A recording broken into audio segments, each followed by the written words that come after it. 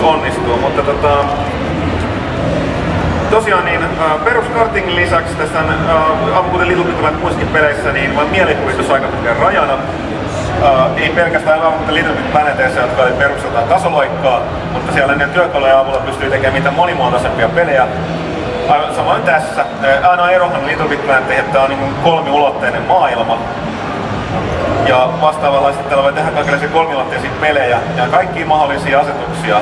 Näissä omissa lomuksissa pystyy tekemään lähtien ajoneuvojen tai fysiikkamaailmasta muuta, että jos niin haluaa tehdä lentokisapelin onnistuu, jos mielikuvitus riittää. Täällä on jopa tehty ensimmäisen pelihahmon silmistä kuvattu räiskintäpeli tietenkin. Tässä on beta-vaiheessa on annettu noille pelaajille itsessään mahdollisuus tehdä näitä erilaisia juttuja. Me näytetään nyt tätä tietenkin perustoimintoa, mikä tämän pelin nimessäkin oli, tätä kartingia.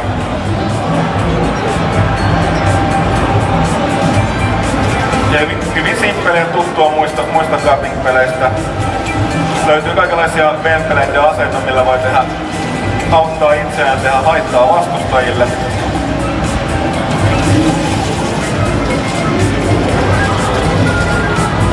Ja toki, kuten tässä pikkasen näkyy tuossa yläpuolella, on tällainen vähän erinäköinen Villellä baskeripäinen kuski ja jonkinlainen punainen auto. Näitä tosiaan voi todella monipuolisesti muokkailla itse. Ei tarvitse olla auto, voi mennä kylpyammella, mitä tahansa nyt kykenee tekemään itse tai rakentamaan. Ja Little Big Planetin hienoa tässä kartingissa se, että jos on niinku tylsää mielikuvituksesta kuten minä, eikä osaa rakentaa mitään, niin nämä voi kaikki ladata verkosta muiden pelaajien, niiden jotka osaa luomuksia. Yhtä lailla kuin jakaa sinne itse omia pelimuotoja, ratoja, ajoneuvoja, hahmoja. Ja lisäksi jos nyt sattuu olemaan Little Big Planet fani ennestään omista Little Big Planet 2, niin siinä on ihan julkaistu hirveästi kaikenlaista ladattavaa niin kuin hahmoille asuja tällaista, ja muistaakseni ihan valtaosa niistä siirtyy tähän peliin, Little Big Planet kartingin.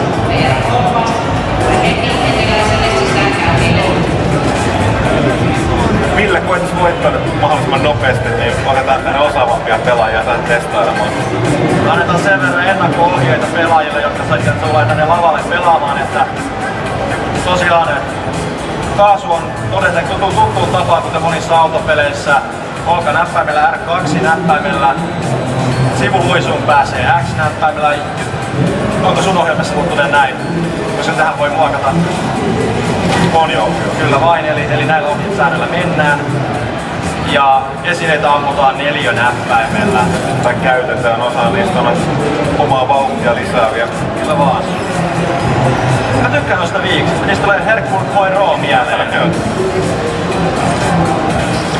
Päästään sinäkin siellä. Joo, mä olin ilmeisesti viimeisenä. No ei se mitään. Seuraavaksi siis otetaan tänne kilpailijoita mukaan. Ensimmäiset 2 rohkeaa. Ketkä